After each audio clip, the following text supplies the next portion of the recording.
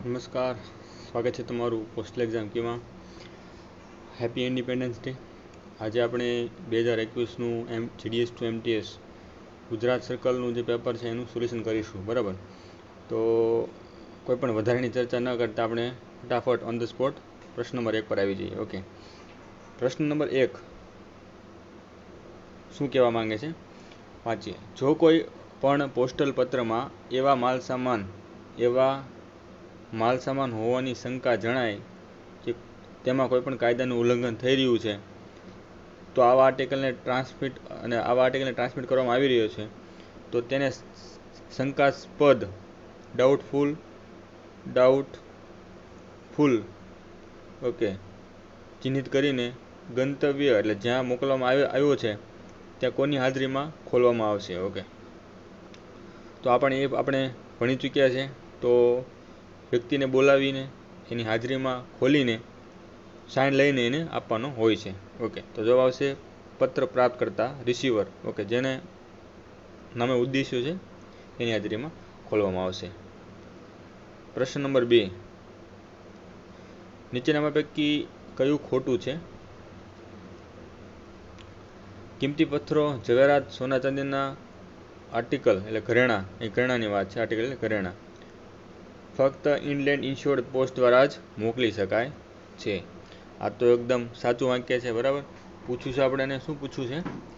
ખોટું પૂછ્યું છે. ઓકે, સિક્કા, ચલણ અથવા બેંક નોટ્સ ફક્ત ઇનલેન્ડ ઇન્શ્યોર્ડ પોસ્ટ દ્વારા જ મોકલી શકાય. આ પણ સાચું છે. ત્યારબાદ મશીન ફ્રેન્કવાળા લેખો પોસ્ટ બોક્સમાં પોસ્ટ કરવા જોઈએ નહીં. આ પણ આપણે ભણી ચૂક્યા છે, પણ સાચું છે. એક ઓપ્શન ડી, બરાબર ને. તો આંખું મીચીને બંધ કરીને લખી નાખવાનું ડી. છતાં પણ આપણે વાંચી લઈએ. દરેક પત્ર, પેકેટ અથવા પાર્સલ પર ઓછામાં ઓછી 3 પોસ્ટ ઓફિસની સ્ટેમ્પની છાપ લગાવવાની હોય છે. 2 નહીં, 3 નહીં, પણ ફક્ત 2ની છાપ લગાવવાની હોય છે. ઓકે, તો આ જવાબ ખોટો છે. મતલબ ઠીક, આપણે આ કરવાનું છે. રેડી, આગળ વધીએ પ્રશ્ન નંબર 3 તરફ. પોસ્ટ ઓફિસ કે જે મેલ કમ્યુનિકેશન લાઇન પર સ્થિત છે. આ પ્રશ્ન અગાઉ પણ પૂછાઈ ચૂક્યો, બરાબર. ગયા પ્રશ્નપત્ર આપણે સોલ્વ કર્યું એમાં પણ આ પ્રશ્ન હતો. ઓકે, મતલબ પ્રશ્નો રિપીટ થતા હોય છે, એના પર ત્યાં કહી શકાય. આવા ઘણા પ્રશ્નો છે, આગળ પણ આવશે, રિપીટ થાય છે. મતલબ તમારે આ પ્રશ્નોપત્રો સોલ્વ કરવા ખૂબ જરૂરી છે. પોસ્ટ ઓફિસ કે જે મેલ કમ્યુનિકેશન લાઇન પર, આ મેલ કમ્યુનિકેશન લાઇન છે, આ પોસ્ટ ઓફિસ છે, એ પર સ્થિત છે, તે બેગ પ્રાપ્ત કરે છે. ઓકે, અને આગળની ઓફિસો માટે બનાવેલ બેગને ખોલ્યા વગર, એના માટે બનાવી નથી, બરાબર, આગળ માટે એને શોર્ટ કરે છે. ઓકે, અને તેને શું કહેવામાં આવે છે? તો આપણે મેં ભણી ચૂક્યા છે, મેં તમને કીધું તો એને ટીપીઓ તરીકે યાદ રાખવાનું. Transit office. ઓકે, એનું ટીપીઓ આવું નથી, ટીપીઓ પણ આપણે યાદ રાખશું, બરાબર. ટ્રાન્ઝિટ પોસ્ટ ઓફિસ, તો અહીં પોસ્ટ ઓફિસ શબ્દનો ઉપયોગ છે, બરાબર. Post office. ઓકે, તો એમાં આવશે ટ્રાન્ઝિટ ઓફિસ. જો મેલ ઓફિસની વાત કરી હોત, બરાબર, તો એમાં શું આવત? મેલ ઓફિસ આવત. ઓકે, જવાબ આવશે એ એનો. 4 નંબરનો પ્રશ્ન જુઓ તમે.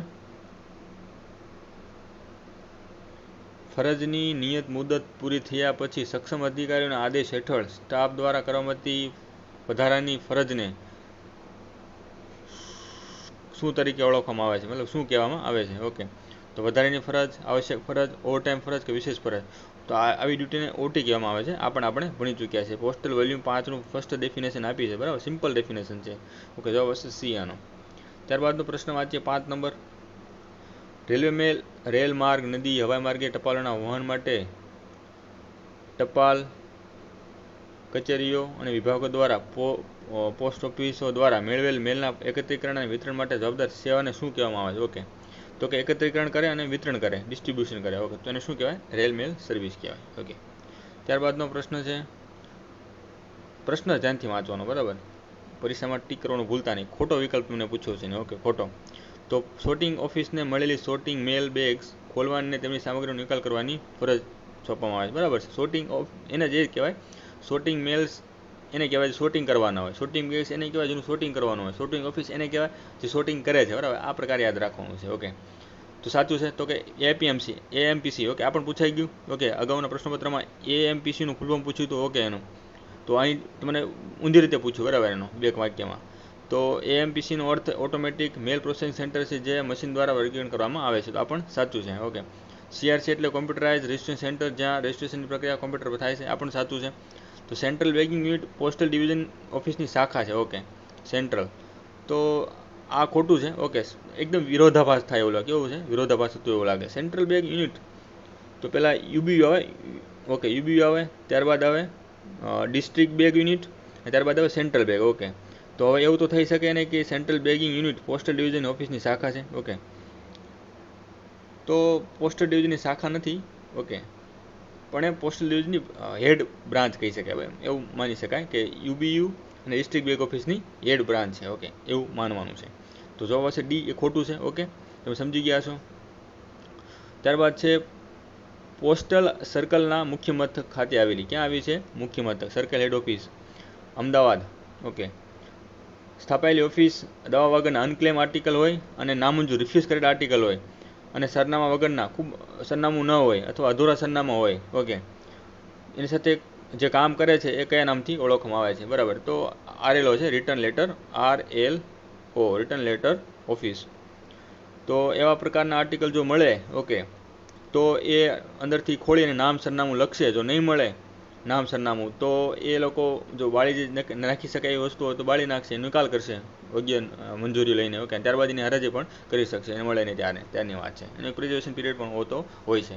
ઓકે, તો આ તમે સમજ્યા છો 7 નંબરનો પ્રશ્ન. ત્યારબાદ આગળ વધીએ. 8 નંબર છે. સી ઓપ્શન ગાયબ થઈ ગયો કે શું? અહીં એ બી ડાયરેક્ટ બી ગાયબ થઈ ગયો. ચલો કોઈ વાંધો નહીં, જોઈ લઈશું આપણે. 8 નંબર, એક બેગ જેનો ઉપયોગ સરકારના ઉચ્ચ અધિકારીઓના પત્ર વ્યવહાર માટે થાય છે તેને શું કહેવામાં આવે છે? આપણે ભણી ચૂક્યા છીએ. Special bag, okay, transit bag, packet bag. Okay, તો જે ધારો કે હું એક camp article, okay, camp article કોને કહેવાય? જ્યારે હું પત્ર વ્યવહારનું કોઈ ટપાલ લખું ઉચ્ચ અધિકારીઓને અને એમાં ખાલી કેમ્પ લખી દઉં તો એ આર્ટિકલને કેમ્પ આર્ટિકલ કહેવાય. હવે આ કેમ્પ આર્ટિકલ છે ને હું એક બેગમાં બાંધીશ. બરાબર, એક બેગમાં બાંધીશ અને લોક કરી દઈશ. ઓકે, આ બેગ બાંધી મેં અને લોક કરી દીધું અહીંથી. તો આ જે બેગ થઈને શું કેવી બેગ કહેવાય? સ્પેશિયલ બેગ કહેવાય. કેવી બેગ કહેવાય? Special bag. કેમ કે હું કઈ હેડ ઓફિસમાંથી મોકલું છું, ઉદ્ગમ જે સ્થળ છે જ્યાંથી ટપાલ બુક થાય છે એના માટે કેવી બેગ હોય? સ્પેશિયલ બેગ હોય. કેમ સ્પેશિયલ બેગ? કેમ કે રવિવારે પણ ડિલિવરી કરવામાં આવે છે. ઓકે, એટલા માટે. તો આને શું કહેવાય? જવાબ એ આવશે એનો સ્પેશિયલ બેગ. ઓકે, અહીં ઓપ્શનમાં થોડી ભૂલ થઈ એવું લાગે છે, ચેક કરી લઈશું આપણે. નીચે ઓપ્શન એ, ઓકે, જવાબ હશે કેમ્પ બેગ. ઓકે, એક વસ્તુ ભૂલ થઈ ગઈ છે. ઓકે, તો આગળ વધીએ આપણે હવે. પ્રશ્ન નંબર 9, લેખો કઈ રીતે મોકલવા જોઈએ તે દર્શાવતી સૂચિને શું કહેવામાં આવે છે? ઓકે, તો એ ફરજિયાત હોય એને ડ્યુ મેલ લિસ્ટ કહેવામાં આવે છે. ઓકે, ડ્યુ મેલ લિસ્ટ ફરજિયાત હોય. ડ્યુ મેલ લિસ્ટ ફરજિયાત હોય છે. ઓકે, ડ્યુ મેલ લિસ્ટ RMSથી જ્યારે કોઈ ડિલિવરી ઓફિસમાં આવે તેને ડ્યુ મેલ લિસ્ટ કહેવામાં આવે છે અને એસો કે કોઈ RMSમાં જાય ત્યારે એને શોર્ટિંગ લિસ્ટ કહેવામાં આવે છે. આગળ વધીએ આપણે. સરનામાની પદ્ધતિ વિશે કયું ખોટું છે? આ તમારે ખાસ યાદ રાખવું તમારે. બરાબર ને? શું કે પ્રશ્ન શું પૂછ્યો છે? ઘણીવાર એવું થાય કે બહાર આવીએ ત્યારે ખબર પડે કે ખોટું પૂછ્યું હતું. બરાબર, તો આવું એક આદત કરવાની કે પ્રશ્નપત્ર જ્યારે આવે ત્યારે હાથમાં ખોટું હોય તો એના પર ટીક કરવાનું ભૂલવાનું નહીં. બરાબર, તો સરનામું કવરની લંબાઈની સમાંતર લખેલું હોવું જોઈએ. આ પત્ર છે. ઓકે, આ પત્ર છે, કવર છે અને લંબાઈને સમાંતર આવી રીતે લખેલું હોવું જોઈએ. સમાંતર, આ ઊભું થયું. ઓકે, અને આ થયું સમાંતર. બરાબર, તો પોસ્ટ ટાઉન બ્લોક લેટરમાં નોંધવું જોઈએ. આપણે એક નોર્મલ વાક્ય દેખાય છે, આ સાચું છે. કેપિટલમાં લખો તો શું થાય કે સ્પષ્ટપણે દેખાય. અમુક કર્સિવ રાઇટિંગમાં લખે તો શું થાય? ખબર ના પડે કે અમદાવાદનું અહેમદાબાદ. ઓકે, અમદાવાદ લખાઈ જાય. ત્યારબાદ ત્રીજું છે વિદેશી લેખોને સંબોધિત પત્રના કિસ્સામાં સરનામું અંગ્રેજી અક્ષરોમાં અને રોમન આંકડાઓમાં લખેલું હોવું જોઈએ. ઓકે, જો અહીં થોડીક ભૂલ એવું લાગે છે. ઓકે, મેં તમને જે અગાઉ વાત કરી એમાં પણ તમને કીધું હતું કે અક્ષરો માટે શું ટ્રીક હતી? અક્ષરો આ પૂછાય છે. બરાબર, એટલા માટે તમને મેં પણ કીધું હતું અક્ષરો માટે રો છે. અક્ષરો આગળ છેલ્લો અક્ષર આવ્યો છે રો આવ્યો તો રોમન અંકમાં રોમન અક્ષરો અંગ્રેજીમાં લખવા જોઈએ. કેવા? અંગ્રેજી અક્ષરો છે એમાં રોમનમાં લખવા જોઈએ. આ પણ યાદ રાખી લેવું તમારે. તો આ વાક્ય કેવું થયું? ખોટું થયું. ઓકે, ત્યારબાદ પ્રેષકનું સરનામું નીચેના ડાબા ખૂણે લખેલ ન હોય તો તે નોંધવું ઈચ્છનીય છે. નીચેના ખૂણે લખેલું હોય તે નોંધનીય છે. બરાબર, ઈચ્છનીય છે મતલબ નીચે લખવું જોઈએ અથવા પાછળના ભાગમાં લખવું જોઈએ. ઓકે, નહીં કે આવી રીતે ન લખાય. હું તમને ઉદાહરણ આપું. ધારો કે અમુક માણસો કેવું કરે કે ફ્રોમ ઉપર લખે, ફ્રોમ, બરાબર, XYZ, અને અહીં નીચે ટુ લખે. બરાબર, it's not good method of writing letter. Okay, તો આવી રીતે ન કરવું જોઈએ. ઓકે, આગળ વધીએ. પ્રશ્ન નંબર 11, આનો જવાબ છે સી. ઓકે, તો 11 નંબરનો પ્રશ્ન, સત્તાવાર પોસ્ટલ, સત્તાવાર મતલબ શું સમજો? ઓફિશિયલ લેટરની વાત છે, official letter. Okay, official postal article પર સર્વિસ સ્ટેમ્પને બદલે પોસ્ટેજ સ્ટેમ્પનો ઉપયોગ સામાન્ય ઉપયોગ થાય ત્યાં સુધી શું પગલાં લેવામાં આવે છે? ઓકે, સામાન્ય ઉપયોગ થાય ત્યાં સુધી 1-2 વાર થઈ ગયો, બરાબર, તો એના કિસ્સામાં આપણે એક વસ્તુ કરી શકીએ. કેવી વસ્તુ કરી શકીએ? શું વસ્તુ આપણે કરી શકીએ? ઓકે, તો એ કિસ્સામાં આપણે જો વાંચીએ બધા આપણે, લેખને પોસ્ટ ઓફિસ દ્વારા અધિકૃત ટપાલ તરીકે માન્ય ગણવામાં આવશે. માની લેવામાં આવશે. નોર્મલ રીતે સામાન્ય વસ્તુની વાત કરવામાં આવી છે. અનિયમિતતા પર પોસ્ટ ઓફિસ ઇન્ચાર્જ દ્વારા ધ્યાને દોરવામાં આવશે, બરાબર. કોને દોરવામાં આવશે? તો કે અધિકારી સૂચના મુજબ પોસ્ટ કરવામાં આવે હોય, તો જે અધિકારીએ પોસ્ટ કર્યા હોય અથવા એની સૂચના પર પોસ્ટ કરવામાં આવે એને આપણે જાણ કરીશું. ધારો કે આપણા એસઓમાં કોઈ વ્યક્તિ સરકારી ઓફિશિયલ લેટર જે બુક કરવા માટે આવતા હોય તો શું એ પોસ્ટેજ સ્ટેમ્પ લગાડતા હોય તો પોસ્ટ માસ્ટર એ જે તે અધિકારીને કહેશે કે તમે આ પ્રકારના સામાન્ય સ્ટેમ્પ ન લગાડો, પણ સર્વિસ સ્ટેમ્પ લગાડો એમાં, બરાબર. હવે આ સામાન્ય વાત થઈ, સામાન્ય કિસ્સાની વાત. જ્યારે ખૂબ વારંવાર આવું કહેવા છતાં પણ જ્યારે માનવામાં ન આવે ત્યારે આને લગતી બાબત હેડ ઓફ સર્કલને સુપ્રિન્ટેન્ડન્ટ મારફત કે યોગ્ય channel through the head of સર્કલને આની જાણ કરશે, બરાબર. આ એક આર્ટિકલમાં વસ્તુ આપી છે, આપણે આ સમજવાનું છે. ઓકે, ત્યારબાદ બીજા વાક્યો પણ વાંચી લઈએ, જે એવું નથી કે એ કામમાં નહીં આવે. ફ્યુચરમાં, ભવિષ્યમાં જ્યારે પ્રશ્નપત્ર હોય ત્યારે પ્રશ્નોમાંથી પણ જવાબ બનતા હોય છે, ને જવાબમાંથી પણ પ્રશ્નો બનતા હોય છે, અને વિકલ્પમાંથી પણ પ્રશ્નો બનતા હોય છે, તો એ પણ વાંચવા જરૂરી છે. તમને અંદાજ આવે કે કેવા પ્રકારના પ્રશ્નો પૂછી શકાય. ઓકે, શું પૂછી શકાય? બી વાંચીએ હવે. જે પોસ્ટ ઓફિસ પર આ લેખ કરવામાં આવ્યો હોય તેના ઇન્ચાર્જ અધિકારી દ્વારા લેખો મોકલવાને પરત કરવામાં આવશે. આવું તો થાય નહીં, બરાબર, આવું તો કરવામાં આવશે નહીં. ઓકે, હેડ ઓફ સર્કલ જે ડિસિઝન લે એ આપણે કરવાનું છે. ઓકે, આપણે ખુદને પાવર નથી કે આપણે એવું કરી શકીએ, બરાબર. આ બાબતની જાણ વિભાગીય વડાને કરવામાં આવશે. જે પોસ્ટ ઓફિસ પર આ લેખ પોસ્ટ કરવામાં આવ્યો હોય તેને ઇન્ચાર્જ અધિકારી દ્વારા મોકલવા માટે સેવા બંધ કરવામાં આવશે. આ પણ નથી. મેં તમને અગાઉ કહી દીધું કે જ્યારે વારંવાર, આ નોર્મલ કિસ્સાની વાત છે, બરાબર, પ્રશ્ન નોર્મલ સામાન્ય કિસ્સાનો પૂછ્યો છે ને, ત્યારે વારંવાર કરે ત્યારે આપણે proper channel through head of સર્કલને લખવાનું છે, બરાબર. તો આ બે ખોટા છે અને આવા કોઈ પગલાંની જરૂર નથી, એવું પણ નથી. ઓકે, એને જાણ કરવાની હોય છે એવું લખ્યું છે સ્પષ્ટ એમાં. ઓકે, તો ડી પણ ખોટો જવાબ છે. જવાબ આવશે એ. ત્યારબાદ આગળ વધીએ. 12મો પ્રશ્ન, જોડકામાં કઈ જોડ ખોટી છે? બરાબર, પૂછો. યાદ રાખજો તમે. શું યાદ રાખવાનું? અહીં ટીક કરવાનું, બોલવાનું નથી, બરાબર. શું છે? ખોટી છે. ઓકે, તો ગુજરાતનું ગાંધીનગર, આ તો ખોટું જ થયું. ઓકે, તો એકવાળો ઓપ્શન આપણે ખોટા હોય આવવું જોઈએ, મતલબ, બરાબર, ખોટા હોય આવવું જોઈએ. ખોટી પૂછી છે ને. ઓકે, તો એક આ જવાબ હોય શકે, આમાં નથી જવાબ, બરાબર, 2 વાળો, તો આ પણ કેન્સલ થઈ શકે. ઓકે, કેમ કે ખોટું પૂછ્યું છે. ઓકે, ત્યારબાદ છે જોડી અને 2 બંને ખોટી છે, તો આમાં એક આવે છે ખોટાવાળો. ઓકે, તો સી પણ જવાબ હોઈ શકે. તો ડી એમાં પણ એક આવે છે, તો આ પણ હોઈ શકે. આપણે 75%માં એક એલિમિનેશનથી આપણે આવી ગયા. 75% જવાબ આપણો સાચો હોવાની સંભાવના છે. ઓકે, હવે જોઈ લઈએ આપણે હરિયાણાનું ક્યાં આવ્યું છે? અંબાલા કેન્ટ. આ પણ એક સાચું છે, બરાબર. આ સાચું વાક્ય છે, મતલબ આ જે આવતું હોય ખોટું હોય. ઓકે, તો અહીં આવે છે તો આપણે કેન્સલ કરી નાખીએ. આપણે 50%માં આવી ગયા. ઓકે, હવે કાં જવાબ એ આવશે, કાં જવાબ સી આવશે. ઓકે, હવે જોઈએ કર્ણાટક, બેંગલુરુ, તો એ પણ સાચું છે. તો એ સાચું હોય તો એ તો ઓપ્શન છે જ નહીં, એ તો સાચું જ છે, મતલબ જો આમાં તમે ધ્યાનથી જુઓ તો એમાં ઓપ્શન ચોથો આપ્યો જ નથી, બરાબર. તો પણ આપણે 50%માં તો આવી જ ગયા. ઓકે, હવે તમારે છત્તીસગઢનું યાદ રાખવું પડે, બરાબર. છત્તીસગઢનું આઈ થિંક રાયગઢમાં આવ્યું છે, તો આ એક ખોટું છે, તો માત્ર જવાબ આવશે આનો 1 અને 2 ખોટા છે. ઓકે, આ છે એલિમિનેશન ટ્રીક. ઓકે, તો આગળ વધીએ આપણે પ્રશ્ન નંબર 13 તરફ. જો આ યાદ રાખી લેજો તમે. ત્યારબાદ છે 13 નંબરનો પ્રશ્ન, મોબાઈલ પોસ્ટ ઓફિસો વિશે નીચેનામાંથી કયું ખોટું છે? ઓકે, જો અહીં શબ્દ પકડજો, પૂછ્યું છે ખોટું. ચલો, મોબાઈલ પોસ્ટ ઓફિસનો મતલબ સમજીએ. મોબાઈલ એટલે હરતું ફરતું. ઇંગ્લિશમાં જે વર્ડ છે મોબાઈલ, એનો મતલબ થાય હરતું ફરતું. ઓકે, તો ગુજરાતીમાં મિનિંગ થાય હરતી ફરતી પોસ્ટ ઓફિસ. ઓકે, હરતી ફરતી પોસ્ટ ઓફિસ. જ્યારે તમને એમ લાગે કે મોબાઈલ પોસ્ટ ઓફિસે પ્રશ્ન પૂછ્યો છે ત્યારે તમારે શું મનમાં લાવવાનું કે આ હરતી ફરતી પોસ્ટ ઓફિસ છે અને પૂછ્યું છે ખોટું. ઓકે, તો મોડા સમય સુધી પોસ્ટિંગની સુવિધા આપે છે, બરાબર. તો એના માટે જ છે. ઇન્ડસ્ટ્રી એરિયા હોય, કોઈ પણ ખૂબ સાંજના સમયે જ્યારે કામ કરતું હોય, ઓકે, તેના માટે સુવિધા ઉપલબ્ધ છે, તો આ સાચું છે. ઓકે, તો આ જવાબ નહીં આવે. ત્યારબાદ છે રવિવારે ટપાલ રજાઓ પર બંધ રહે છે. ઓકે, તો આ પણ સાચું છે. ઓકે, રવિવાર હોય ત્યારે બંધ હોય છે. સરફેસ અને એરમેલ લેટર મેલના રજિસ્ટર લેખો ઇન્સ્યોર્ડ અને વીપીસીએ બુક કરવા એનું કામ હોય છે. ઓકે, જો ત્યારબાદ ચોથું વાક્ય વાંચીએ. બધા રજિસ્ટર લેખો અને ઇન્સ્યોર્ડ લેખ બુક કરવા. શબ્દ જોવો તમે, ઇન્સ્યોર્ડ અને આ ઇન્સ્યોર્ડ છે. ઓકે, તો અહીં એમ કીધું છે કે અહીં બુક કરશે,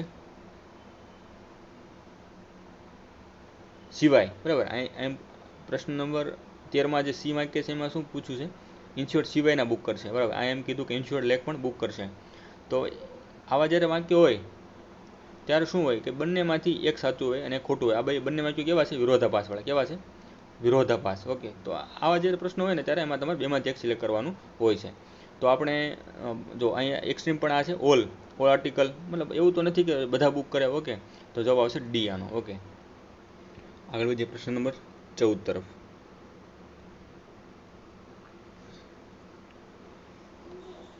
પોસ્ટેજ અથવા પોસ્ટલ ફીની ચૂકવણી માટે. ઓકે. પોસ્ટેજ અથવા પોસ્ટલ ફીની ચૂકવણી માટે કેન્દ્ર સરકારને નુકસાન પહોંચાડવાના ઉદ્દેશ્ય સાથે. ઓકે. તે અથવા અન્ય કોઈ હેતુ માટે પહેલેથી જ ઉપયોગમાં લેવાયેલ સ્ટેમ્પનો ઉપયોગ શેના હેઠળ ગુનો બને છે? ઓકે. તો આવી કોઈ પણ સ્ટેમ્પ હોય એનો ઉપયોગ કરી શકાશે નહીં. આ માટે યાદ રાખી લેવું કે ઇન્ડિયન પિનલ કોડ, ભારતીય દંડ સંહિતા સી હેઠળ એનો ગુનો બને છે. યાદ રાખવું. ત્યારબાદનો પ્રશ્ન છે 15 નંબર. કેટલા વજન સુધી ઇન્ડિયા પોસ્ટ દ્વારા અંધ સાહિત્યના મફત પ્રસારણની મંજૂરી? સિમ્પલ ભાષામાં કહીએ તો કેટલા કિલો સુધી મોકલી શકાય? ઓકે. તો આનો જવાબ છે 7 કિલો. આપણે યાદ રાખી લેવું તમારે. ઓકે. આગળ વધીએ. 16 નંબરનો પ્રશ્ન. નીચેના માટે શેના માટે રજિસ્ટ્રેશન ફરજિયાત નથી? ઓકે. મતલબ ન કર્યું તો પણ ચાલે. ઓકે. તો કે વીમાકૃત લેખો. ઓકે. તો ઇન્સ્યોરન્સવાળો વીમો તમારે બુક કરવું આર્ટિકલ તો એ ફરજિયાત છે, તો આ ઓપ્શન નહીં આવે, બરાબર. ત્યારબાદ બુક અને પેટર્ન પેકેટ. ઓકે. તો આગળ જોઈશું. પછીનું સી વાક્ય વાંચીએ. કોઈપણ પાર્સલ જે સ્થળોને સંબોધિત કરે છે જેના માટે કસ્ટમ ઘોષણા જરૂરી છે, મતલબ કસ્ટમ ડિક્લેરેશન જરૂરી હોય તેવા આર્ટિકલ. ઓકે. તો આ પણ બરાબર જરૂરી છે. શું છે? રજિસ્ટ્રેશન કરવું ફરજિયાત છે. એમાં કસ્ટમની ઘોષણા કરવાની હોય કે વ્યક્તિ પાસેથી એવું ડિક્લેરેશન લેવાનું હોય કે હું આમાં જે કોઈ ટેક્સ છુપાવેલું નથી અથવા કોઈ એમાં ઘરેણા મોકલતો નથી જે ટેક્સ વગરના હશે, બરાબર. તો આવી વસ્તુ માટે રજિસ્ટ્રેશન ફરજિયાત છે. સો ત્રીજું ડી વાક્ય વાંચીએ. કોઈ પણ નોંધાયેલ લેખ. ઓકે. કોઈ પણ રજિસ્ટર લેખ કે જે વિતરિત કર્યા પછી ફરીથી પોસ્ટ કરવામાં આવે, મતલબ જે આર્ટિકલ બુક થઈ ગયો છે, બરાબર. ધારો કે તમને કોઈ પોસ્ટ ઓફિસના પોસ્ટ બોક્સમાં અથવા લેટર બોક્સમાં તમને મળે. ઓકે. તો ત્યારે પણ એનું રીબુકિંગ કરવું ફરજિયાત છે. આ પણ એક તમારે આવશે, rebooking of found in postal point of સેલમાં એનો ઓપ્શન આવે, બરાબર. તો આ પણ ખોટું છે. ઓકે. તો ફરજિયાત છે એના માટેથી બુક અને પેટર્ન પેકેટ. બુકને તમે ડાયરેક્ટલી પણ રજિસ્ટ્રેશન કર્યા વગર પણ સાદી ટપાલમાં મોકલી શકો. પેટર્ન પેકેટને પણ તમે રજિસ્ટ્રેશન કર્યા વગર સાદી પોસ્ટમાં મોકલી શકો છો. ઓકે. તો આ પણ તમારે યાદ રાખી લેવું. તો આપણે આગળ પણ થોડી ચર્ચા કરીએ એના વિશે. Article which can be registered. Okay.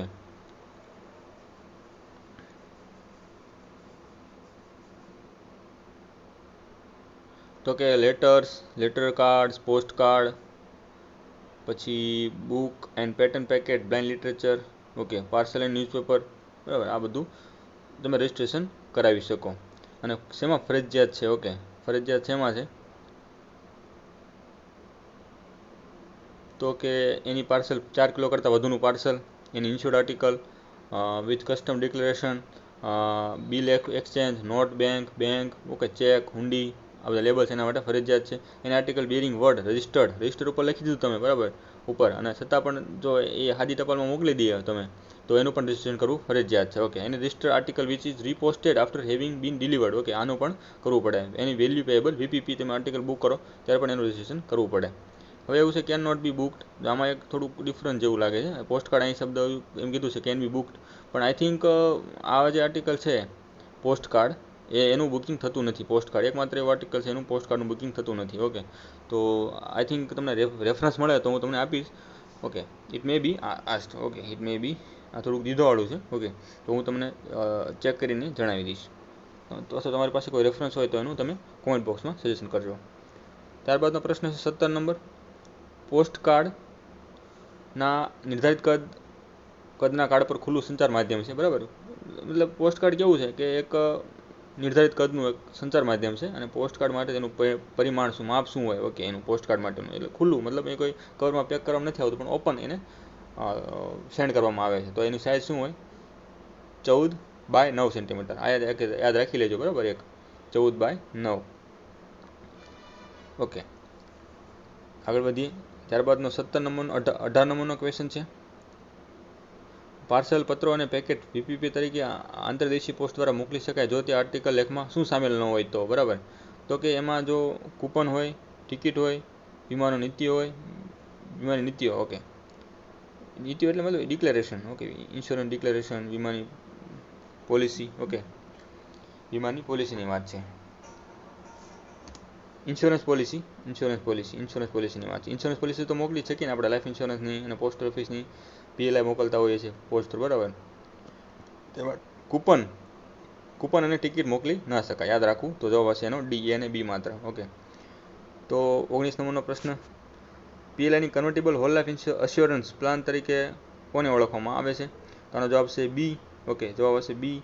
કયું? બી, સુવિધાને જે છે એને અલગ અલગ સુવિધા નામથી ઓળખવામાં આવે છે. તો અલગ અલગ તમે નામ પણ યાદ રાખી લેજો. આના પરથી એક પ્રશ્ન બીજો પણ પૂછી શકાય. અલગ અલગ, બરાબર. સંતોષ, સુવિધા, સુમંગલ કોને કહેવાય, સંતોષ કોને કહેવાય, સુવિધા કોને કહેવાય, આપણે યાદ રાખીને બધા તમે યાદ રાખી લેજો, ઓકે. ત્યારબાદ છે 3 વર્ષથી વધુ સમયગાળા, ઓકે.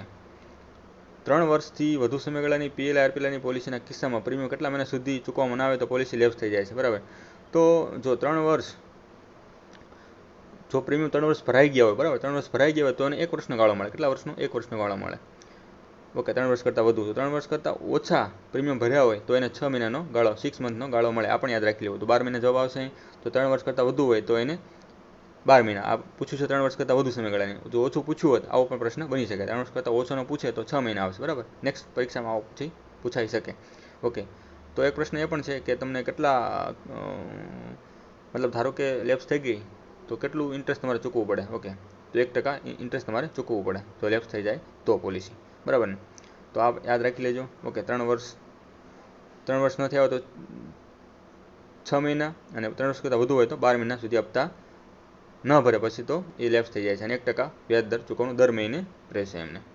ત્યારબાદ છે 21, પાર્સલની મહત્તમ વજન મર્યાદા કેટલી છે જો શાખા પોસ્ટ ઓફિસમાં પોસ્ટ કરવામાં આવે તો? બ્રાન્ચ પોસ્ટ ઓફિસ માટે એની કેટલી મર્યાદા છે, ઓકે.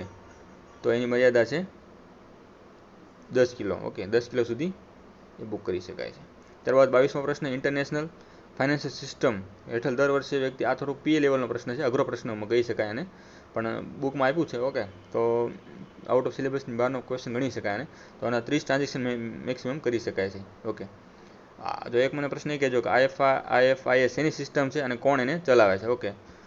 કોણ ચલાવે છે અને શેની સિસ્ટમ છે, ઓકે. શેની સિસ્ટમ છે, શું કામ કરે છે સિસ્ટમ, એ તમારે કહેવાનું છે મને, અને કોણ ચલાવે છે એને સંસ્થાનું નામ તમારે દેવાનું છે. કોમેન્ટ બોક્સમાં કોમેન્ટ કરજો. 22 નંબરનો પ્રશ્ન. ત્યારબાદ છે 23 નંબરનો પ્રશ્ન, જો પોસ્ટ ઓફિસ માસિક આવક યોજના 1 વર્ષ પછી અને ખાતું ખોલવાની તારીખથી 3 વર્ષ પહેલાં બંધ કરવામાં આવે તો મુદ્દલમાંથી કેટલી ટકા રકમ કપાશે, ઓકે. મુદ્દલમાંથી, જો અહીં પ્રશ્ન છે મુદ્દલમાંથી, જો અહીંથી પ્રશ્ન બની શકે કે એમઆઈએસમાંથી 1 વર્ષ પછી બંધ કરે તો કેટલા મતલબ નાણું શેમાંથી કપાશે, વ્યાજમાંથી કપાશે કે મુદ્દલમાંથી કપાશે? તો મુદ્દલમાંથી કપાશે. મુદ્દલ એટલે કેપિટલ, જેને રોકાણ કર્યું હોય એની કેપિટલની વાત છે, ઓકે. Capital, okay. તો એમાંથી કપાશે, બરાબર. તો જો 2 વર્ષ 3 વર્ષ પછી કરે તો 1% કપાય, જો 3 વર્ષ પહેલાં કરે તો 2% એનું ઇન્ટરેસ્ટ કપાય છે, ઓકે. યાદ રાખવું. તો એને, ઓકે, મતલબ ઓછો ગાળો એમ વધુ કપાશે અને વધુ ગાળો એમ ઓછું કપાશે, યાદ રાખવું આવી રીતે, બરાબર ને. તો 3 વર્ષ ઓછા ગાળા થયો, 3 વર્ષ પહેલાં કાપી લે તો એને 2% મૂડી કેપિટલમાંથી કપાશે, અને જો 3 વર્ષ અને 5 વર્ષ પહેલાં મતલબ પ્રી મેચ્યોર ક્લોઝ કરે તો એને 1% કપાશે. શેમાંથી? કેપિટલમાંથી. આ પણ યાદ રાખી લેવું. ત્યારબાદનો પ્રશ્ન છે 24 number, direct post. Direct post હેઠળ લઘુત્તમ કેટલા લેખો સ્વીકારી શકાય, મતલબ કેટલા ઓછામાં ઓછા એને આર્ટિકલ દેવા પડે કે એનાથી એનું કામ ચાલી શકે, ઓકે. તો મતલબ એને મિનિમમ 1000 આર્ટિકલ જ્યારે આપણને આપે, ઓકે, ત્યારે એમ માનવામાં આવશે કે ડાયરેક્ટ પોસ્ટ છે, ઓકે. એવો પ્રશ્ન બની શકે કેવા આર્ટિકલમાં નામ કે સરનામા હોતા નથી, બરાબર. તો આ પણ એક છે. બીજો પ્રશ્ન એ પણ બની શકે કે કયા આર્ટિકલને પોસ્ટ બોક્સ અથવા પોસ્ટ લેટર બોક્સમાં નાખવાના હોતા નથી. તો 2 પ્રકારના આર્ટિકલ છે, બરાબર. કયા? તો કે એક છે ડાયરેક્ટ પોસ્ટ અને એક છે ફ્રેન્કિંગ આર્ટિકલ્સ.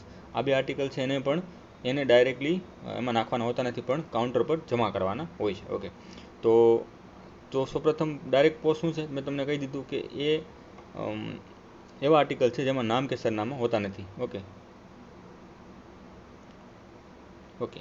ત્યારબાદનો પ્રશ્ન છે 25 નંબર. ચલો અહીં પૂછ્યું છે ને દીનદયાળ સ્પર્શ યોજના. ઓકે, દીનદયાળ સ્પર્શ યોજનામાં સ્પર્શનું ફૂલ ફોર્મ શું છે? ઓકે, તો યાદ કેવી રીતે રાખશું? તો બધામાં સ્કોલરશિપ કોમન છે. ઓકે, તો યાદ રાખવાનું એક ટ્રીક છે અહીં થોડી. સ્કોલરશિપ, સ્કોલરશિપ, સ્કોલરશિપ, સ્કોલરશિપ, એ પ્રમોશન, પેમેન્ટ, પોસ્ટલ, પ્રમોશન. જો હવે તમને એ બે વસ્તુ કોમન દેખાશે. એક છે સ્કોલરશિપ ફોર પ્રમોશન અને સ્કોલરશિપ ફોર પ્રમોશન, મતલબ બેમાંથી એક જવાબ છે. ઓકે, તો પેમેન્ટ નથી. ઓકે, તો આ પણ એક પ્રકારની સમજવાની એક લોજિકલ ટ્રીક છે. ઓકે, લોજિકલ ટ્રીક છે, તો તમારે સમજવું જરૂરી છે. તો બેમાંથી જવાબ આવશે. આપણે ડાયરેક્ટ 50%માં આવી ગયા આ પ્રકારના પ્રશ્નોમાં. ધારો કે તમને ન આવડે, બરાબર, તો આવી રીતે તમે કરી શકો. તો પ્રમોશન ઇન એડવાન્સમેન્ટ. ઓકે, તો એડવાન્સમેન્ટ છે, આમાં નથી, બરાબર. રિસર્ચ છે, સ્ટેમ્સ એઝ હોબી. તો હવે તમે અહીં એડવાન્સમેન્ટ છે અને એક છે એપ્ટિટ્યૂડ. ઓકે, તો તમને થોડોક આમ ફાસ્ટ થતો હોય. ઓકે, એપ્ટિટ્યૂડ એટલે મતલબ રુચિ. આ શું છે? હોબી ઓફ કિંગ અને કિંગ ઓફ હોબી તરીકે આ ફિલાટેલીને ઓળખવામાં આવે, બરાબર. તો એપ્ટિટ્યૂડ એટલે શું થાય? રિસર્ચ. એપ્ટિટ્યૂડ મતલબ અભિરુચિ, મતલબ તણાવ હોય એક પ્રકારનો, બરાબર. તો એડવાન્સમેન્ટ આગળ વધવું એવું નથી, એને શું કહેવાય? એપ્ટિટ્યૂડ, અભિરુચિ કહેવાય. તો આનો જવાબ આવશે સી. જવાબ આવશે સી, બરાબર. આ પ્રકારે પણ પ્રશ્નો સોલ્વ કરી શકાય. આ એક લોજિકલ, સાયન્ટિફિકલી પ્રૂવડ એક મેથડ છે સોલ્વ કરવાની. ચલો આગળ વધીએ. 26 નંબરનો પ્રશ્ન. ઇન્ડિયા પોસ્ટના પોસ્ટેજ સ્ટેમ્પની વ્યક્તિગત શિલ્ડનું બ્રાન્ડ નામ છે. મતલબ તમારે વ્યક્તિગત, ધારો કે તમારે કોઈ તમારા નામનું આર્ટિકલ, તમારા ફોટોનું આર્ટિકલ, મતલબ આર્ટિકલ શું સ્ટેમ્પ્સ બુક કરવી હોય તો એને શું કહેવામાં આવે છે, એના વિશે ડાયરેક્ટલી પ્રશ્ન પૂછ્યો છે. ઓકે, તો તમને સીટ્સમાં સપોઝ કે આવી રીતે હોય 100-100ની સીટ્સ, મતલબ તમને આવા તમારા ફોટાવાળી તમને આવી 1, 2, 3, 4, 100 આસપાસ મતલબ બ્રાન્ડ એક સ્ટેમ્પ મળે, એને શું કહેવાય? માય સ્ટેમ્પ કહેવાય. શું કહેવાય? My stamp. ઓકે, ત્યારબાદનો પ્રશ્ન છે સુકન્યા સમૃદ્ધિનું ખાતું ન્યૂનતમ પ્રારંભિક ડિપોઝિટ સાથે ખોલી શકો. મતલબ કેટલા રૂપિયાથી તમે પ્રારંભિક ઇનિશિયલ ડિપોઝિટ કરી શકો? કેવી ઇનિશિયલ ડિપોઝિટ કરી શકો? ઓકે, તો એ છે 250. પહેલાં ખાતું ખોલતું ત્યારે 1000થી ખાતું ખુલતું. ઓકે, અને મિનિમમ તમારે 500 રૂપિયા નાખવા પડતા. પરંતુ હવે જ્યારે જે ખાતું ખુલે છે મિનિમમ 250થી ખાતું ખુલે અને દર મહિને મતલબ દર વર્ષે ઇનિશિયલ 250 રૂપિયા તમે અંદર ડિપોઝિટ જમા કરાવી શકો. ત્યારબાદ 28મો પ્રશ્ન છે કિસાન વિકાસ પત્રનું ટ્રાન્સફર. ઓકે, ગીરવે નીચેનામાંથી કોને કરી શકાતું નથી? ઓકે, ધારો કે જે કાઉન્ટર પર બેઠા હોય એનું થઈ શકે નહીં. તો કે ભારતના રાષ્ટ્રપતિ, રાજ્યપાલ છે ઓપ્શન, શેડ્યુલ કોમર્શિયલ બેંક છે, હાઉસિંગ ફાઇનાન્સ બેંક કંપની છે. ઓકે, તો એક ઓપ્શન એવો છે જે વિરોધાભાસ કરે છે. કેવો કરે છે? વિરોધ કરે છે. ઓકે, વાંચી જવાબ આવશે સી. પોસ્ટમાસ્ટરના નામે તમે મૂકી ન શકો, કે ટ્રાન્સફર ન કરી શકો. ઓકે, ત્યારબાદનો પ્રશ્ન વાંચીએ 29 નંબર. મની ઓર્ડર મોકલનાર જો ચૂકવણી કરવામાં આવી ન હોય, બરાબર, ધારો કે મેં મની ઓર્ડર કર્યો છે અને એનું હજુ પેમેન્ટ થયું નથી. ઓકે, હજી એ પેન્ડિંગ અવસ્થામાં છે, બરાબર, અને પોતાને પરત ચૂકવવા રજૂઆત કરી છે. ઓકે, કરી શકે જો શું થાય તો? ઓકે, એમ પૂછ્યું તમને. તો કે માત્ર મુલાકાતીઓ માટે હોય છે. ધારો કે કોઈ વ્યક્તિ મુલાકાત ફરવા માટે આવ્યો હોય, એવું તો બની શકે નહીં, તો આ તો ખોટું થયું. ઓકે, એવું તો ના હોય કે મુલાકાતીઓ માટે રૂલ બધાને લાગુ પડે, બરાબર. ત્યારબાદ બી છે મની ઓર્ડર કમિશનના સમાન ચાર્જની ચૂકવણી પર જે ધારો કે 5 રૂપિયા કમિશન ચૂકવ્યું તો 5 રૂપિયા ચૂકવે તો ફરીથી એને રોકી શકાય. આવું પણ ના હોઈ શકે. ડબલ મની ઓર્ડરની કમિશનની ચૂકવણી પર કમિશન 5 રૂપિયા હોય તો ડબલ ચૂકવે 10 રૂપિયા ચૂકવે, આવું પણ ન હોઈ શકે. ઓકે, ત્યારબાદ છે મોકલનારને વધારાના શુલ્ક વગર. મતલબ કોઈ પણ જે રકમ મોકલી છે કોઈ પણ શુલ્ક લાગશે નહીં, કેમ કે એને શુલ્ક અગાઉ ચૂકવી દીધો છે, બરાબર. જે કમિશન 5 રૂપિયા છે એનું, બરાબર, 100 એ 5 રૂપિયા છે તો 5 રૂપિયા ચૂકવી દીધું, તો વધારાનો કોઈ એની પાસેથી ચાર્જ લેવામાં આવશે નહીં. એને લેખિતમાં રજૂઆત કરે કે ભાઈ મારા જે પૈસા છે હવે સ્ટોપ કરી દો, એને પેમેન્ટ કરવાનું નથી અને મને પૈસા પરત આપી દો, તો એ કરી શકે છે, બરાબર. આ સમજવું જરૂરી છે. D option. ઓકે, આગળ વધીએ. 30 નંબરનો પ્રશ્ન. પોસ્ટ બોક્સના સંદર્ભમાં નીચેના પૈકી કયું વાક્ય ખોટું? શું કરવાનું? ખોટું પૂછ્યું છે, બરાબર, ખોટું પૂછ્યું છે એને. તો જોઈએ ઓપ્શન એક પછી એક. તો કે ભાડે લેનાર, ઓકે, જે રેન્ટર છે, રેન્ટે લીધું છે. પોસ્ટ બોક્સ નંબર વિના તેના સંબંધિત કોઈપણ લેખના પોસ્ટ બોક્સ દ્વારા ડિલિવરી મેળવવાનો અધિકાર રહેશે નહીં. ઓકે, આ તો સાચું વાક્ય છે કે જેનું પોસ્ટ બોક્સ હોય એ જ એને આર્ટિકલ નાખી શકે. ભાડે લેનાર અથવા મેસેન્જરને વિન્ડો ડિલિવરી પર ટિકિટ સાથે ઇન્ટિમેશન સ્લિપ રજૂ કરે તો લેખ સોંપવામાં આવી શકે. આ પણ સાચું છે. જો કોઈપણ કારણસર પોસ્ટમેન દ્વારા સામાન્ય રીતે લેખો વિતરિત કરી શકાતા નથી, ઓકે, તો અનડિલિવર ગણવામાં આવશે. અનડિલિવરેબલ મતલબ ડિલિવર થઈ શકે એમ નથી, તો આવા લેખોને રીતની મુજબ RTS કરવામાં આવશે, રિટર્ન ટુ સેન્ડર. આ પણ સાચું છે. ડી ઓપ્શન જોઈએ. જો પોસ્ટ બોક્સ ભાડે લેનાર 1 મહિના સુધી તેને ક્લિયર ન કરે. ઓકે, અહીં તો તેને ક્લિયર કરવાની આવશ્યકતા ધરાવતી નોટિસ પોસ્ટમાસ્ટર દ્વારા રજિસ્ટર પોસ્ટથી મોકલવામાં આવશે. અહીં લગભગ તમે ચેક કરી લેજો, 1 મહિનો નથી પણ 15 દિવસની 15 દિવસ કે અઠવાડિયું છે. ઓકે, કોમેન્ટ બોક્સમાં જણાવજો શું એનો ગાળો હોય છે, 15 દિવસ કે અઠવાડિયું. ઓકે, તો જવાબ આવશે ડી આનો. ત્યારબાદ આગળ વધીએ. હવે મેથેમેટિક ડિપાર્ટમેન્ટનું પૂરું થયું. હવે મેથેમેટિકના પ્રશ્નો આવશે. ઓકે, તો અમને બાસુની 2 વર્ષ માટે, કેટલા વર્ષ માટે? 2 વર્ષ માટે. 2 વર્ષ માટે એને 6000 અને ચેતનને 4 વર્ષ માટે 24,000 રૂપિયા આપ્યા. ઓકે, અને બંનેમાંથી 900 રૂપિયા વ્યાજ તરીકે મળી આવે તો વ્યાજનો દર શોધો. 900 રૂપિયા ખાલી વ્યાજ મળ્યું, બરાબર. તો જો એક વસ્તુ સમજવી જેવી આ છે કે તમે વિચાર કરો કે 2 વર્ષ માટે 6000 અને 4 વર્ષ માટે 24,000 ઉછીને આપ્યા તો સાદો વ્યાજનો દર શોધો. તો ખાલી 900 રૂપિયા વ્યાજ મળે તો શક્ય જ નથી. ઓકે, 6000 રૂપિયા તમે આપો તમે, બરાબર. ધારો કે હું 1% પણ ગણી લઉં. ઓકે, 1% ગણી લઉં એનું, બરાબર. તો પણ એ શું થાય? 60 રૂપિયા થાય. ઓકે, તો 900 રૂપિયા તો બંનેનું ગણીને 24,000નું તમે 4 વર્ષ માટે ગણી લો. ઓકે, આ 2 વર્ષ છે આપણે, તો કેટલા થાય? 2 વર્ષ છે તો 600 અને 1200 રૂપિયા તો આ થઈ ગયું. ઓકે, સમજ્યા તમે પ્રશ્ન હું કહેવા માગું છું? ધારો કે ફરીથી તમને કહું, ધારો કે હું 24,000 રૂપિયા લઈ લઉં. 24,000 રૂપિયાનું 4 વર્ષનું 24,000 ગુણ્યા 4 અને કેટલા? મને 1% માની લો. ધારો કે 1% આપણે 1% વ્યાજ લીધું છે. ઓકે, 100. તો આ 24 ગયા તો કેટલા થશે? અહીં અડધા કરી દઈએ આપણે. ઓકે, તો આ તમે ગણો તો એ 900 રૂપિયા કરતાં વધી જાય. ઓકે, 900 રૂપિયા કરતાં ખાલી એકનું વ્યાજ વધી જાય. તો અહીં બંનેની વાત કરી છે, બરાબર, ઉછીને આપ્યા છે. તો આ પ્રશ્ન કેવો છે? ખોટો છે. ઓકે, તમે 9,000 તરીકે ગણો તમે 9,000 વ્યાજ મળે તો તમને એનો જવાબ 8.2%ની આસપાસ 8.0 સમથિંગમાં જવાબ મળે તો જવાબ સી આવી શકે. પરંતુ એને 900 રૂપિયા કીધું છે, બરાબર. અહીં ટાઈપિંગ મિસ્ટેક પણ હોઈ શકે. ઓકે, 9,000 રૂપિયા તમે લો તો તમે એનો જવાબ આવી શકે, બાકી નહીં. ઓકે, તો આગળ વધીએ. હવે આ કેવું છે?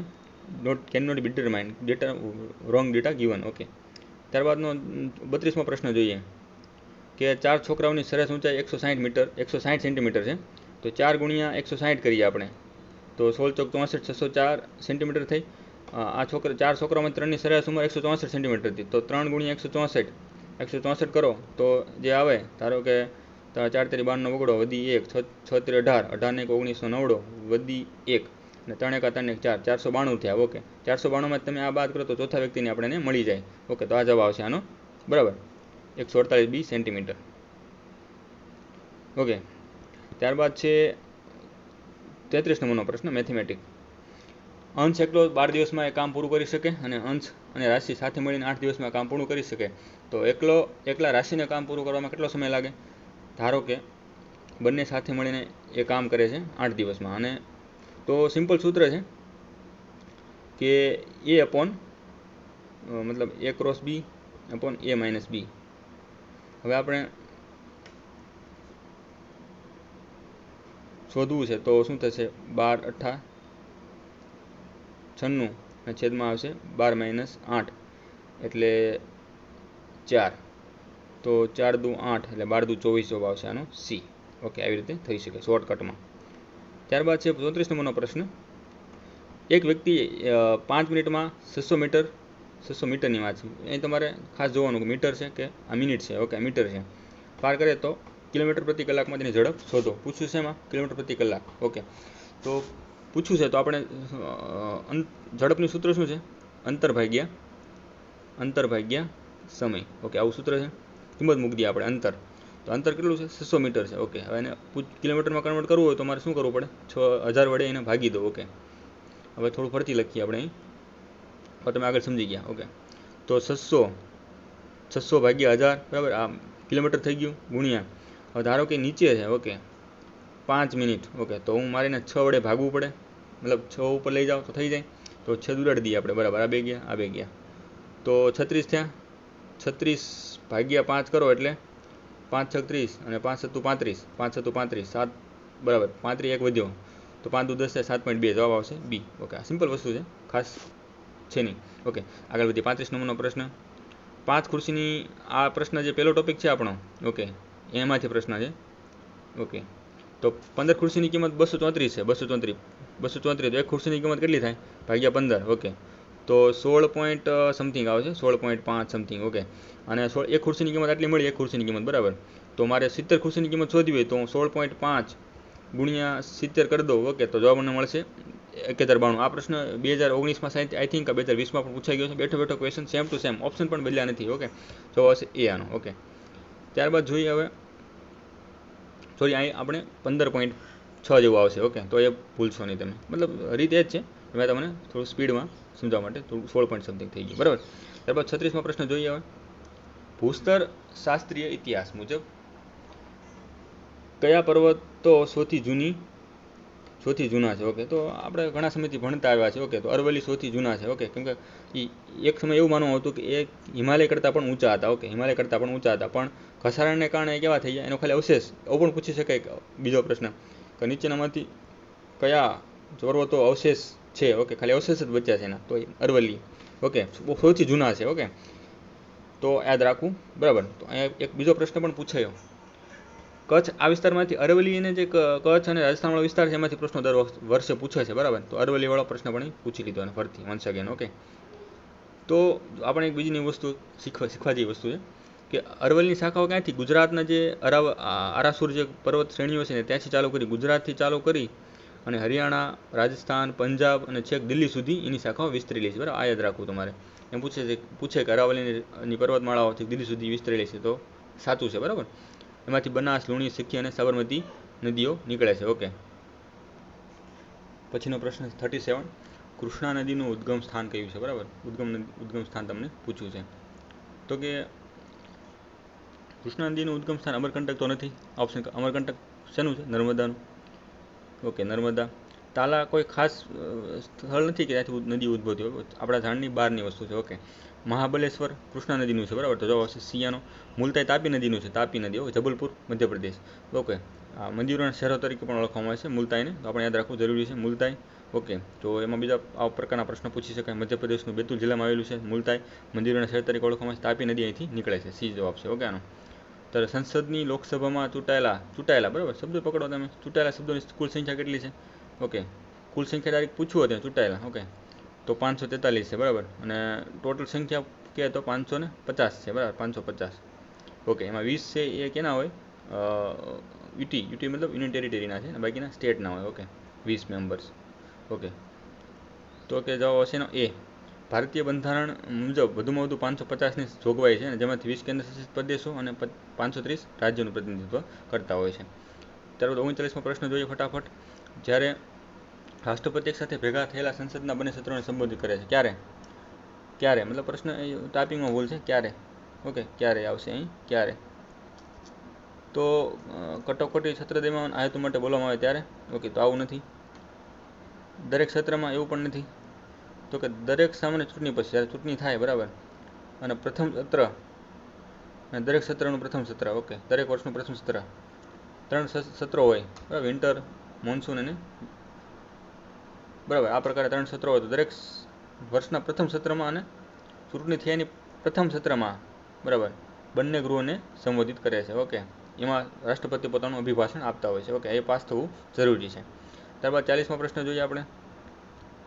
રાષ્ટ્રીય કન્યા બાળ દિવસ, મતલબ ઇંગ્લિશમાં કહેવાય એને national girl child day. Okay, તો એ ક્યારે ઉજવવામાં આવે છે? 24 જાન્યુઆરી. ઓકે, 24 જાન્યુઆરી દિવસે ઉજવવામાં આવે છે. ત્યારબાદ એક નવું વસ્તુ પણ એ છે, નવી વસ્તુ, તો international day of girl child ક્યારે ઉજવવામાં આવે છે? 11 ઓક્ટોબર.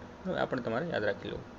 ત્યારબાદ ટોક્યો ઓલિમ્પિક માટે, જો આ વખતે ઓલિમ્પિક ખૂબ ન્યૂઝમાં છે, તો ઓલિમ્પિકનો એક ક્વેશ્ચન હશે, તમારી ફરજ એ છે કે ઓલિમ્પિકનું તો આપણા ગુજરાતના અને ઇન્ડિયાના અને ખાસ કરીને જેને ગોલ્ડ મેડલ કે સિલ્વર મેડલ જીત્યો હોય એવા વ્યક્તિઓનું ખાસ અધ્યયન કરી લેવું, કયા જગ્યાએ આયોજિત થયો છે, બરાબર. આ બધું મોટા તौर પર યાદ રાખી લેવું. તો બરાબર, આ જૂનો પ્રશ્ન થઈ ગયો છે, ટોક્યો ઓલિમ્પિક. ઓકે, ટોક્યો 2020નું, તો આપણે કંઈ કામનું નથી. આપણે આ વખતે શું યાદ રાખીશું કે 2024માં જે આયોજિત થયું છે ઓલિમ્પિક, બરાબર, એટલે કલમપ્રીત કૌર આ વખતે હતા કે નહીં, બરાબર, એ પણ તમે ચેક કરી લેજો. તો મોટા તौर પર તમને ઓલિમ્પિક વિશે માહિતી યાદ હોવી જોઈએ, કેમ કે ઓલિમ્પિક્સનું વર્ષ છે, બરાબર, 4 વર્ષ પછી ફરીથી આયોજિત થયું છે, તો આના પર પ્રશ્ન રિપીટ થઈ શકે, બરાબર. તો યાદ રાખી લેવું. આનો જવાબ હશે ડિસ્ક થ્રોમાં એ લોકો હતા. ઓકે, ત્યારબાદ છે કાશ્મીર, ખૂબ અગત્યનું. કાશ્મીરનું શાસ્ત્રીય સંગીત સુફિયાના કલામ. ઓકે, સુફિયાના કલામ કયા સ્થળેથી જમ્મુ કાશ્મીર આવ્યું હતું? બરાબર, જમ્મુ કાશ્મીરમાં જે ફેમસ છે, ખૂબ ડીપ ક્વેશ્ચન કહેવાય, માની લો આ તમારા લેવલનો પ્રશ્ન નથી, ડીપ જીપીએસસી કે યુપીએસસી લેવલનો પ્રશ્ન ગણી શકાય, બરાબર ને, કે કોઈને યાદ ન હોય, બરાબર. જમ્મુ કાશ્મીરના લોકો હોય તો એને પૂછે તો વસ્તુ વ્યાજબી છે, હાલો, એ લોકોને થોડોક આઈડિયા હોય, એ લોકોના આર્ટ એન્ડ કલ્ચરમાં આવતું હોય, પણ ગુજરાતના આર્ટ એન્ડ કલ્ચરમાં એ વસ્તુ ન આવતું પણ છતાં પણ તમારે યાદ રાખવું જરૂરી છે. તો એના વિશે ઈરાનથી આવ્યું હતું, બરાબર, ડી ઓપ્શન આવશે ઈરાન. ઓકે, તો જોઈ લઈએ આપણે. સુફિયાના કલમ 15મી સદીમાં ઈરાનથી આવી ત્યારથી કાશ્મીરમાં લોકપ્રિય છે અને કાશ્મીરી સૂફી રહસ્યવાદીઓ માટે, રહસ્યવાદીઓ મતલબ જો ભક્તિ આંદોલનો, જ્યારે ભારત આઝાદ ન થાય બે પ્રકારના આંદોલન થયા, એક તો સૂફી મૂવમેન્ટ, સૂફી આંદોલન, અને એક હતું ભક્તિ મૂવમેન્ટ. ઓકે, સૂફી જે મુસ્લિમ ધર્મના જે ધારો કે જે સંતો હતા, ઓકે, એને સૂફી કહેવામાં આવતું, બરાબર, સૂફી. તો એ લોકો દ્વારા જે આંદોલન ચલાવવામાં આવ્યું એને સૂફી મતલબ રિલિજિયસ સુધારા, જે ધાર્મિક સુધારાના જે આંદોલનો થયા એને શું કહેવામાં આવે છે? સૂફી અને ભક્તિ આંદોલન કહેવામાં આવે છે. તો એ લોકો માટે કાશ્મીરી સૂફી લોકો જે આંદોલન ચલાવતા એ સમયે કાશ્મીરમાં લોકપ્રિય બન્યું હતું, બરાબર, સૂફી. ઓકે, કાશ્મીરના હિન્દુઓ દ્વારા કરવામાં આવતું શાસ્ત્રીય સંગીત મુખ્યત્વે સિતાર જેવા વાદ્યોનો ઉપયોગ કરીને ભારતીય શાસ્ત્રીય સંગીતથી પ્રભાવિત થયું છે. ઓકે, જવાબ આવશે ડી, ઈરાનથી આવ્યું હતું, બરાબર, સુફિયાના કલમ. ત્યારબાદ છે 43, ભારતનું રાષ્ટ્રીય ગીત. રાષ્ટ્રીય પૂછ્યું છે તો કે બંકિમચંદ્ર ચટ્ટોપાધ્યાય. રાષ્ટ્રગીત પૂછ્યું હોય તો જનગણ મન, રવિન્દ્રનાથ ટાગોર. ઓકે, ઇંગ્લિશમાં તમારે સમજણ ન પડે ત્યારે એન્થમ એટલે રાષ્ટ્રગીત, બરાબર, રવિન્દ્રનાથ ટાગોર યાદ રાખવાનું. અને જ્યારે નેશનલ સોંગ પૂછે, ઓકે, ત્યારે બંકિમચંદ્ર ચટર્જી યાદ રાખવું. ઓકે, ત્યારબાદ આગળ વધીએ. 44મો પ્રશ્ન, ભારતીય સ્વતંત્રતા સંગ્રામના સંદર્ભમાં નીચેનામાંથી કોઈ વિધાન સાચું નથી, બરાબર. તો તમે યાદ રાખજો, સાચું નથી. આવું પૂછે તો ઇઝી પ્રકારના પ્રશ્નો થઈ જતા હોય. ઓકે, પણ તમે એક ખાસ યાદ રાખજો કે શું પૂછવું શું છે એને. ઓકે, તો કે રોલેટ એક્ટમાં લોકોમાં ભારે રોષ જગાવ્યો અને જલિયાવાલા બાગ હત્યાકાંડ તરફ દોરી ગયો. આ વાત સાચી છે. સુભાષચંદ્ર બોઝ ફોરવર્ડ બ્લોકની સ્થાપના કરી, આ પણ સાચું છે. ભગતસિંહ હિન્દુસ્તાન રિપબ્લિક એસોસિએશન એની સ્થાપના કરી, આ પણ સાચું. આ પ્રશ્ન થોડો ડીપ કહેવાય, થોડું વાંચ્યું હોય એને થોડું ઇઝી પડે, બાકી થોડું અઘરો પડે. પણ થોડું તમને નોલેજ હોય તો જવાબનો ડી આવી શકે. કેમ કે તમને ખબર હોય તો ગાંધીજીએ ગોળમેજી પરિષદમાં ભાગ લીધો હતો, બરાબર. તો એના જે એ સેના દ્વારા, તો એમાં જે ગાંધી ઇરવિન કરાર થયો હતો, બરાબર, એમાં કોંગ્રેસે સંમતિ આપી હતી, બરાબર, એનો વિરોધ નહોતો કર્યો. ઓકે, તો વિરોધ કર્યો તો ગાંધીજી એમાં ભાગ ન લે, બરાબર. તો આ એક પણ થોડું તમને નોલેજ હોય તો આવું પણ તમે ડીપમાં થોડું વિચારી શકો. તો જવાબ આવશે આનો ડી. ઓકે, આ ખોટું છે વાક્ય, બરાબર, જવાબ ડી આવશે. આ સાચું વાક્ય છે. Okay, Hindustan Republic socialist association છે ને, એ કેટલી બધી કોમ્પિટિટિવ પરીક્ષામાં પૂછાઈ ગયેલો પ્રશ્ન છે. ઓકે, આ બધા પ્રશ્નો પૂછાયેલા છે. ઓકે, અને દરેક ટોપિકમાંથી એક પ્રશ્ન તો પૂછો છે, જોયું તમે. આ છે સ્વતંત્ર સંગ્રામવાળો. ઓકે, ટોપિક છે આપણો GDS to MTSનો એમાં. ત્યારબાદ આમાંથી પણ જુઓ તમે, એક પ્રકારે તમે માનો તો સ્વતંત્ર સંગ્રામનો માની શકાય અથવા બંધારણનો પ્રશ્ન પણ માની શકાય. ઓકે, ત્યારબાદ 45મો પ્રશ્ન જોઈએ આપણે. તો એ પહેલાં આપણે થોડીક જે માહિતી છે સમજી લઈએ. તો કે વાઇસરોય લોર્ડ ઇરવિંગ અને મહાત્મા ગાંધી વચ્ચે ગાંધી ઇરવિન કરાર થયો હતો, આ યાદ રાખવું તમારે. ત્યારબાદ છે આ કરાર 5 માર્ચ 1931ના રોજ લંડનમાં યોજેલી બીજી ગોળમેજી પરિષદ પહેલાં હસ્તાક્ષર કરવામાં આવ્યા, બરાબર. એટલા માટે ગાંધીજી ત્યાં ગયા હતા. મહાત્મા ગાંધીજીએ 1930માં બ્રિટિશ સરકાર સમક્ષ 11 માંગણીઓ રજૂ કરી હતી. એમાંથી અમુક મોટાભાગની જે માંગણીઓ હતી સરકારે માની લીધી, એટલા માટે ગાંધીજી સંમત થયા, બરાબર. એને જ્યારે એ 1900 કરાર સત્ર 1931માં ભરાયું, એમાં સરદાર વલ્લભભાઈ પટેલ સાહેબ કોંગ્રેસના પ્રમુખ હતા.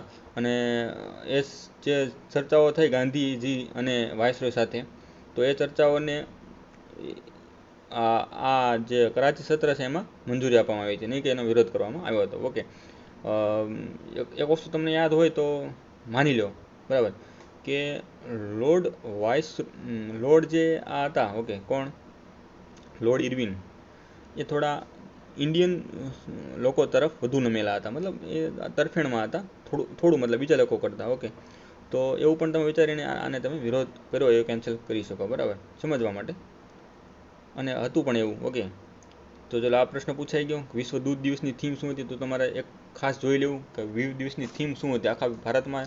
જે આ વર્ષે જે દિવસ ઉજવાઈ ગયા તો એની થીમ પણ તમારે એકવાર જોઈ લેવી. તો થીમ પૂછાય છે. ઓકે, તો આ જે 2020ની થીમ આ હતી, બરાબર. તો હવે 2024ની થીમ શું હતી એ પણ તમારે યાદ રાખી લેવી જોઈએ. ઓકે, અને બીજા દિવસોની પણ થીમ તમે યાદ રાખી શકો. વિશ્વ દૂધ દિવસ પૂછ્યું તો બીજું પણ પૂછી શકાય.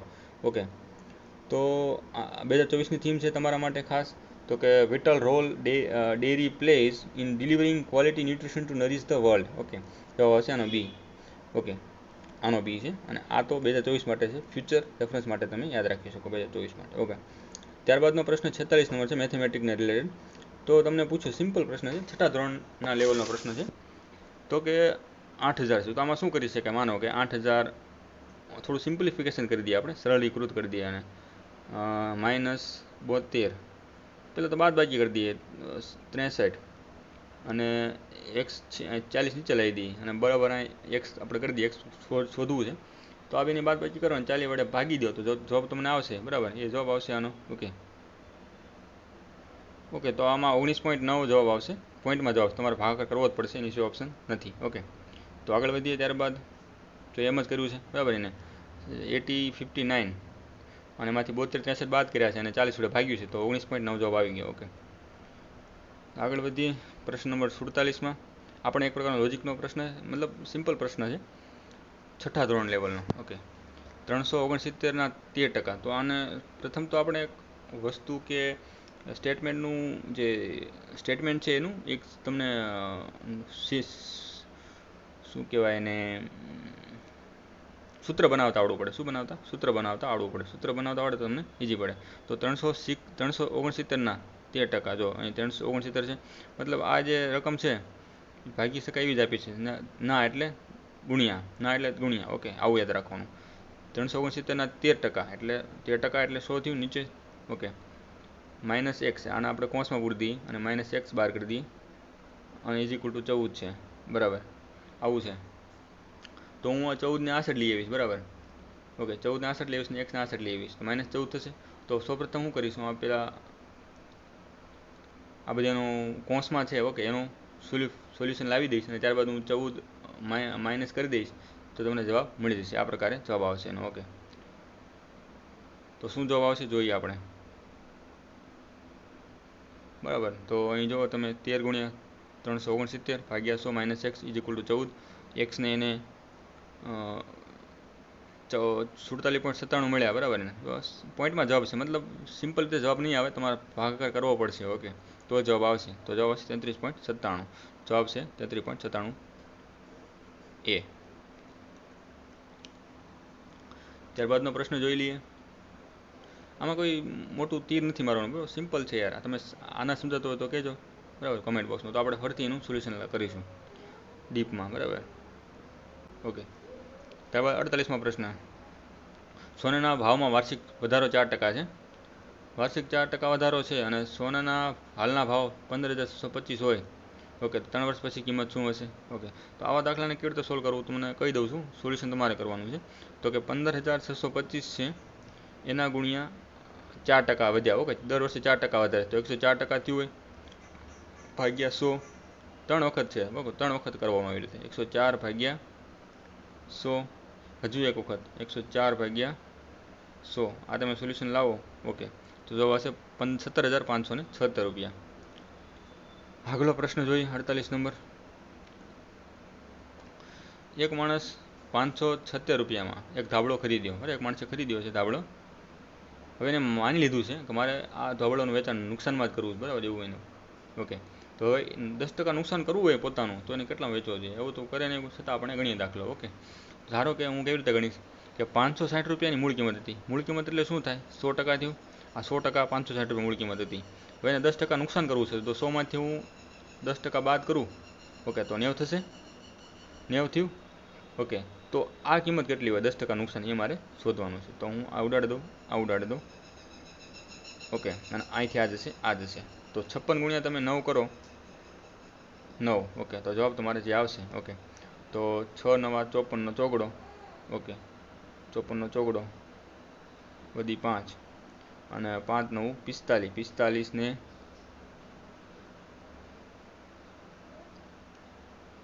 ઓકે, 6 × 9 = 54નો ચોગડો વધી 5 × 9 = 45 5 = 54.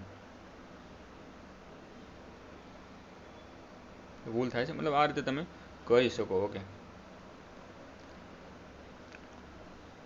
504 જવાબ આવશે, બરાબર. 6 × 9 = 54. ત્યારબાદ 50માં છેલ્લો પ્રશ્ન છે. વિશ્વાસે 7200 રૂપિયામાં ઘડિયાળ વેચી અને 20% નુકસાન થયું, અને 20% નફો મેળવવા માટે તેણે કેટલા વેચવું છે? આ સેમ દાખલો પેલો જે આપણે આગળ ગણ્યો એમ જ દાખલો, બરાબર. એ રીતે કરીએ આપણે. ધારો કે 7200 રૂપિયા મૂળ કિંમત હતી, બરાબર. મૂળ કિંમત હતી, ધારો કે 7200 લખી દો, 7200, અને એને 20% નુકસાન થયું, બરાબર. 20% મતલબ 100માંથી હું 20 બાદ કરું તો 80% બચ્યું. આ નુકસાન જેટલી કિંમત છે, બરાબર. નુકસાન જેટલી એની કિંમત છે આ રહી. 80% બરાબર 7200 રૂપિયા છે. હવે મારે 20% નફો મેળવવો હોય, ઓકે, 20% મતલબ 120% છે પ્રોફિટ હતું, એના કરતાં પણ 20% વધુ મેળવવું હોય તો કેટલામાં વેચવી જોઈએ? ઉડાડીએ છીએ તો આપણે આ શૂન્ય ગઈ, આ શૂન્ય ગઈ, ઓકે. 8 9 72, 900 વધ્યા, અને 12 5 60, 12 6 72, 12 7 84, 12 96, 12 108. તો 108 વાળો ઓપ્શન આ છે, એ જવાબ આવશે આનો. તો આ રીતે આપણે આ વિડીયો અહીં પૂરો કરીએ છીએ, ઓકે. તો મળીએ 2022ના GDS to MTS વિડીયો સાથે, ઓકે. તો કોમેન્ટ બોક્સમાં અમુક પ્રશ્નો હોય તો તમે રજૂ કરજો. થોડીક ભૂલ પણ હોવાની સંભાવના છે, તો એ તમે કોમેન્ટ બોક્સમાં જણાવજો, okay. Thank you so much for watching this video.